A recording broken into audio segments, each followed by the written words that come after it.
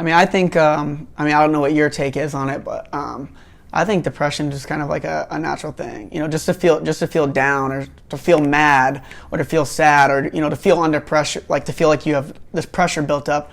I feel like that's normal. People are like, I feel like they say it's more prone now than it was back then. But I just feel like it's normal. I mean, there's days when I want to cry just because I've had a stressful day, or I've had a bad training, or I'm broke and I know I got bills to pay tomorrow and I don't know how I'm gonna come up with the money. UBI, man. No kidding. But it's like, some people be like, oh, well, you're depressed. And I'm just like, no, I'm not depressed. I'm just going through a hard time. Mm-hmm. And, I find instead of being on medication and stuff like that, if I just stay busy, if I just stay positive, if I'm hanging out with friends, or if I love doing puzzles, and I frame them, hang them all over my house. Nice. So I like doing puzzles, hunting, fishing, staying busy, hanging out with friends, and doing all sorts of stuff like that. It really kind of takes your mind away from that stress, and the only time that you really feel that pressure is like when you're by yourself. And so I just feel like if you just stay busy and you stay positive and you just do things that are going to make you happy, it's gonna cure depression. Or huge part of it. So the goal is for me to not talk the whole time, but you just got on a soapbox of mine that I love. So I'm going to address what you said real quickly, because I think it's an important conversation, and I have this conversation with patients all the time. So I agree with everything you just said, but we have to define our terms. All right. So mental health language is used in the day-to-day speak of everybody, so much so that what happens is what's called normalization. Mm-hmm. All right. So your favorite sports team loses. Your favorite fighter gets beaten. You predicted Conor to beat Khabib. I saw you on the internet saying that. All right. You go to work the next day and you're all pissed off and you go, man, I can't believe the Hawkeyes lost. I have prostate cancer today. No, wait, nobody says that. Oh man, I can't believe my girlfriend left me. I have AIDS today. No, wait, nobody says that. What they say is, I feel depressed. So depression is actually two different things. So there's depression, the emotion. So if you got a call right now that your grandma died, it would not be wrong for you to say to me, Adam, man, my grandma died, I'm feeling depressed. That's correct, because depression is an emotion. Then there is major depressive disorder, which is a medical condition where there are chemical imbalances and so forth. Now, with that said, and this is where my profession does not do a good job, is that lifestyle plays a huge factor in all kinds of depression, which is what you just said beautifully. All right. So how is my diet? How's my exercise? Who am I surrounding myself with? Spiritual practice, whether it's a specific religion or meditation or a walk in the woods, that plays a big role. So, but there are people at times where there's a chemical imbalance, just like if you said to me, I don't think diabetes is a thing. I think they're eating too many carbs and I think they need to exercise more. I would agree with both of those things. Exercise, good diet has been shown to be, even things like meditation and de-stressing has been shown to be really important when it comes to things like diabetes. But sometimes we have to use a little bit of medicine to get us over the hump. And then ideally, when it comes to something like depression, if you do have the chemical imbalance, you start to change the other things in your life, but sometimes medication can be a bit of a bridge, but it's not an answer. It's a tool to help you get through, just like insulin can be for diabetes. But I agree with you, man, and you have to define the terms, because otherwise we don't tell people with diabetes, hey, just stop having diabetes. Like, suck it up and stop having thyroid disorder. Or like, you know what, how about you try not having testicular cancer today? Whereas with mental health, because we use that language like, oh my God, my girlfriend, that bitch is psycho. I mean, so you're throwing around mental health language. Mm-hmm. Everybody I meet thinks they're bipolar. And even or they have OCD. Right. So, oh my God, dude, when I was dating, who is now my wife, she'd be like, oh my God, I'm so OCD because I clean the house like once a week. And I actually had to say to her, you got to stop saying that, because I've had patients try to kill themselves that have real OCD. Mm-hmm. And I was going to bring this up near the end, but dude, you're leading it so well. I want to give you, at the end of your fight, when you fought Jepsen, you gave a shout out for people that they're suicidal.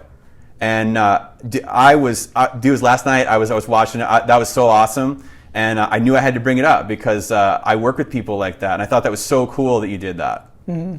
Yeah, that's just. That's just like I feel like, as growing up, you're not, never going to be happy with your, nobody's ever perfectly happy with their body. Right.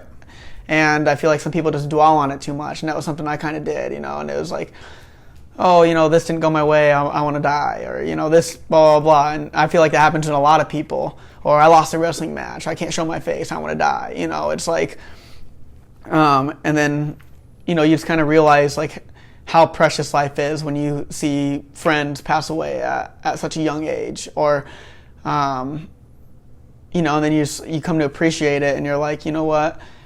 There's been times when I've been like, oh, I want to die. And, now I'm like, oh, if I would have killed myself, would I have been the person I am now? No. If a lot of the reasons why I was like, oh, I want to die, or, those thoughts were even in my head, was because I wasn't happy with myself. Because everybody else was maturing faster than I was. Mm. And now I'm literally almost ideally, other than me being a little bit short, but ideally I'm like almost exactly what I pictured myself I was going to be, but I wasn't there when I wanted to be there. Mm-hmm. And like, everybody kind of grows at a different rate. Time happens, money's going to come and go, when it is. But it's just like, I just wasn't happy with myself. And, so those thoughts were in my head, but it's like, man, it's like, dang, if I would have died, like I would never give myself a chance. So I feel like people just need to give themselves that chance. And it might not always work out, and it might not work out when you think it's going to, but I just feel like that you got to wait, you got to hold out, and just try your best to stay positive as much as you can. And bad things are going to happen, and sometimes you just need a shoulder. You just need somebody to talk to. You need a shoulder to lean on. And back when I had Facebook and I was like pretty active on it after that speech, I had a lot of people who felt like they didn't have anybody to turn to. They didn't have anybody to talk to about the problems that they were going on in life, and just the amount of messages that were like just flooding in of people just wanting to talk, just to hear them out. Totally. And asking me, how I kind of got through those thoughts, and how I kind of just overcame it. And it's just even, without having a doctor help you or like medication, just having somebody to talk to is always nice. Like even a therapist, there's times I don't want to, bitch and complain to my girlfriend or my mom or whatever, but I can bitch and complain to a therapist because she can't judge me. She's not there to like tell anybody. So it's not, it's always nice. I always say like a therapist is always kind of cool to talk to. Yeah, I just think people just need to appreciate life a little bit more and just kind of and ride out the journey. It's a rough road, and I don't really know like what to say else about it other than you just gotta stick through it. So absolutely no bullshit. When you decide you don't want to be a fighter anymore, you should really consider becoming a therapist. First of all, teenage boys respond better to male therapists in my experience. So no haters need to like tweet me that I'm a sexist asshole for saying that. It's my experience. What you just said is so critical. I was a therapist before I was a doctor. So I come into psychiatry from a very pro-therapy background. And if you look at the research, therapy is by far the best treatment. And I have a lot of people that choose therapy without medicine, and I'm fine with that. I always tell patients, I'm not your drug dealer. My goal is to help you.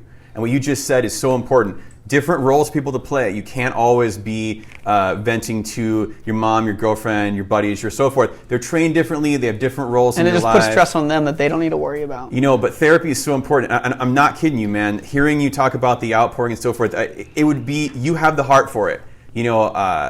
And you'd be really great at it.